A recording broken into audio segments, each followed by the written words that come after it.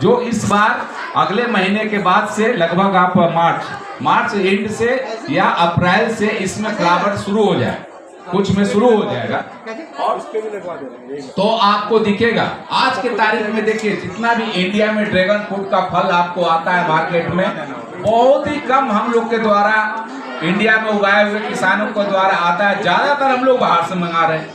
तो अगर खूंटी जिला में खास तौर पे देखिए एक बहुत बड़ा उदाहरण है, आपके यहाँ मुरहू में हेड गोवा में एक जूरन मुंडा जी हैं जिन्होंने इसकी खेती शुरू करी, बाद में हम लोग भी उनके साथ जुड़े। वो हमसे नहीं जुड़े बल्कि मैं यहाँ कहना चाहूंगा कि हम लोग उनसे जुड़े और उनका पूरा 1 साल बात करने के बाद ये समझ में आया कि इसकी खेती यहाँ बहुत ही अच्छे ढंग से हो सकती है। और सबसे बढ़िया बात है कि हम लोगों ने बाजार से भी उसको ला करके देखा है अलग अलग जगहों से, लेकिन हमारे यहाँ जो उत्पादन हो रहा है उसका जो टेस्ट है वो कुछ अलग ही है। इतना बढ़िया टेस्ट कहीं का नहीं मिला अभी तक में। जो ड्रैगन फ्रूट की खेती में जो सबसे अच्छी वेराइटी है उसको हम लोग बोलते हैं अमेरिकन ब्यूटी रेड, वो हमारे यहाँ किया जाने का कोशिश कर रहा है। अगर हम लोग सही ढंग से इसको लिए चलते हैं तो हम लोग मिनिमम इसको 200 रुपए किलो में बेचेंगे। और फर्स्ट ईयर इसमें पहला साल अगर हम 1 एकड़ का खेती किए हैं तो पहला साल इसमें 1 से 1.5 टन की उपज होगी, लेकिन दूसरे साल से ये 4 से 5 टन पर पहुंच जाए, तब हमारे पास बहुत अच्छा इसमें मुनाफा कमाने का जगह होगा। और एक फसल का नाम मैं और लेना चाहता हूं जिसकी खेती हमारे यहाँ की जानी चाहिए, वो है जैसे हम लोग बहुत ज्यादा मात्रा में तरबूज उगा रहे हैं, लेकिन तरबूज के साथ साथ एक और फ्रूट को हम लोग ले सकते हैं, उसका नाम है मस्क मेलन या उसको हम बोलते हैं खरबूजा। आपने देखा होगा मार्केट में इतना अपना साइज का पीला कलर का खरबूजा आता है ना, आप जब अभी खरीदने जाएं तो आपको 60 रुपए 70 रुपए किलो बोलेगा वो, और मुश्किल से 2 फ्रूट भी उसमें 2 फल भी 1 किलो में नहीं आएगा, 2 फल नहीं आएगा, करीबन 300-400 ग्राम का एक होता है, आधा किलो तक का होता है। तो मान लेते हैं चलिए 2 फल का ही दाम अगर हम पकड़े तो कम से कम 25-25 रुपए होगा, जबकि आप जब उगा करके हम लोग अपना उगाएंगे, हमने इस फार्म में भी लगवाया है उसको, अभी मेरे पौधे ग्रो करने शुरू हुए हैं, तो आपको कहीं तरबूज से ज्यादा बेनिफिट देगा। तरबूज के साथ एक प्रॉब्लम क्या हो रहा है कि कभी कभी क्या होता है कि एक साथ इतना ज्यादा तैयार होता है कि उसका मार्केट थोड़ा कम मिल रहा है, कभी कभी ऐसा भी हो रहा है। पिछले 2 साल लॉकडाउन के कारण भी काफी परेशानी रही, लेकिन इस बार हम लोग को उम्मीद है कि तरबूज का जो खेती है वो इस बार बहुत ही फायदेमंद हो।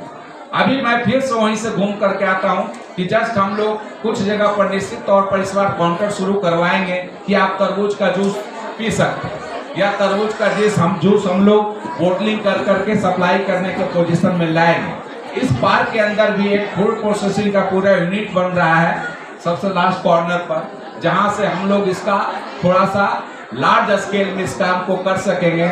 लेकिन फिलहाल देखिए कुछ एफपीओ को 2-1 एफपीओ को हम लोगों ने छोटी छोटी मशीन अवेलेबल कराए हैं जिनसे वो भी चाहे देखिए वो कर सकते हैं। तो आगे आने वाले समय में जब तक हम लोग इसको एडिशन नहीं करेंगे तो अब तक काम नहीं चलेगा। अब इन सब के पीछे कहने का जो मेरा मकसद है वो एक और है। वो मकसद क्या है कि जैसे आप देखिए आज के तारीख में आप देखें कि अगर हम लोग तरबूज की खेती कर रहे हैं तो हमारे यहाँ व्यापारी घर पर आ रहे हैं कि नहीं, आ रहे हैं ना। लेकिन अगर आप एक गांव में कुछ आदमी टमाटर उगा रहे हैं, कुछ आदमी मिर्चा उगा रहे हैं, कुछ गोभी उगा रहे हैं, तो प्रॉब्लम क्या हो रही है कि आपको अपना उत्पाद स्वयं ले जाके हाट बाजार में बेचना पड़ रहा है ना। तो आने वाला समय में कोशिश ये करना होगा, एफपीओ जो बनाए गए इनका मकसद क्या है? इन एफपीओ का मकसद यही है कि आप ऐसा फसलों का चुनाव करें और सारे सदस्य उसको लगाएं, ताकि बेचने में अगर हम कहीं बाहर बात करें, जैसे अभी एक बेचने के लिए एक और तरीका आया है जिसको हम लोग बोलते हैं ई नैम।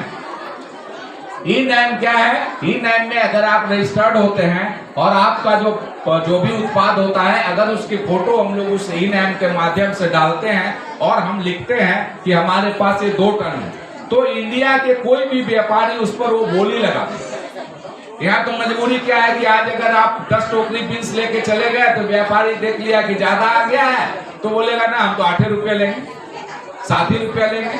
तो इस ढंग से नहीं चलने वाला है। खास तौर पे जो एफपीओ बनाए जा रहे हैं जो भी एफपीओ के सदस्य हैं उनको समझना होगा कि हमारे कोई सदस्य इसमें एफपीओ में जोड़ा क्यों गया। आप देखिए काउंटर पर मैं अभी देख रहा था बिरसा बीज उत्पाद क्या है, बिरसा फार्मर प्रोड्यूसर कंपनी करके एक है, उन्होंने भी कुछ वैल्यू एडिशन किए। उन्होंने एडिशन क्या किया है, अभी देख रहा हूँ यहाँ पर ब्राउन राइस का कुछ पैकेट रखा हुआ उन्होंने। फिर मैं देख रहा हूँ कि उन्होंने वो चटनी बनाई हुई है, जेली बनाई हुई है, शहद उन्होंने तैयार किया है। तो ये अभी उनका जो किया हुआ है उसको अगर हम लोग अभी मैं गया कि यार इसका 10 डब्बा दे सकते हो क्या, तो बोलता नहीं है। तो ऐसे नहीं चलेगा ना, तभी हम लोग कर पाएंगे जब इसको ज्यादा से ज्यादा मात्रा में करने का कोशिश करेंगे। ठीक है। और इसके साथ साथ एक और है जो आप देखिए, इसके लिए भी 2-3 जगह पर इसका रनिंग शुरू हो गया है। जो हमारी कोच दीदियां हैं, जो आप देखिए वहां पर लिखा हुआ है सामने में कि हमारे यहाँ कुकीज बेकरी लगा दी गई है, जहां पर से अभी जो ब्रेड आप लोग मार्केट में खरीद रहे हैं वो ब्रेड, कुकीज और इसके अलावा बहुत सारे प्रोडक्ट्स उस टाइप के जो पावरोटी जिसको हम लोग बोलते हैं, केक बोलते हैं, ये सारे तैयार किए जा रहे हैं। एक इसका यूनिट आज ही उसका उद्घाटन होगा, जिसको हम लोग लतरातू में सर डीसी सर के द्वारा जगह चिन्हित किया गया था और वहां पर लग गया है, जिसका उद्घाटन आज होगा। तो ऐसा है, मेरा पूर्ण सारे चीजों का कहने का पीछे एक ही मकसद है कि हम लोग जो कोशिश कर रहे हैं उसका आप लाभ उठाने के लिए जुड़िए। और जुड़िए ही नहीं, चुपचाप अपने घरों में अगर आपको जानकारी नहीं है तो लोगों से बात करके इस जानकारी को निकालिए कि इससे संबंधित व्यक्ति कौन है, उसके साथ आप कांटेक्ट कीजिए और तभी इसका आप लाभ उठा पाए। ऐसा तमाम सारी चीजें यहाँ पर हो रही है। ये तो जरा हाथ उठाइए, टमाटर लगाने वाले कितने किसान हैं यहाँ, कैसे किलो बेच रहे हैं? देखिए 2 रुपए किलो में भी नहीं मिल रहा, 2 रुपए किलो भी आपको नहीं मिल रहा। तो ऐसा टाइमिंग क्यों पकड़ते हैं कि जब हमको आप भी जानते हैं हर साल यही होता है कि हम मार्च में, फरवरी में जब मेरा टमाटर निकलेगा तो उसकी गति खराब हो रखी होगी। टमाटर कितने दिन में फलना शुरू होता है? जिस दिन से बीज गिराएंगे उसके बाद 60 से 65 दिन में उसमें फ्रूटिंग शुरू होती है। 15 दिन और मान लीजिए, यानी कि लगभग 90 दिन में टमाटर मेरा पक करके टूटने के लिए तैयार हो जाता है। तो आपको जोड़ना होगा ना कि हम अभी लगाएंगे तो कब निकलेगा, उस समय मार्केट क्या रहता है। तो फिर मेरा सारा मेहनत सब कुछ करने के बाद उसमें कुछ फायदा ही नहीं मिला, तो ऐसा खेती किस बात का है? नहीं है ना। अभी देखिए बहुत सारे किसान जिन्होंने अभी कद्दू निकाल रखा है, जिनका घुंघरा निकल रहा है, उनको पैसे मिलेंगे, जाहिर सी बात है। जो किसान भिंडी लगा रखे थे, जिनका भिंडी अभी फलने लगा है, उनको पैसे मिलेंगे। बहुत सारे किसान का देखिए तरबूज में फ्लावरिंग फूल आने शुरू हो गए, जाहिर सी बात है उनको पैसे मिलेंगे। तो ये सारी चीजों को ध्यान में रख करके करना होगा।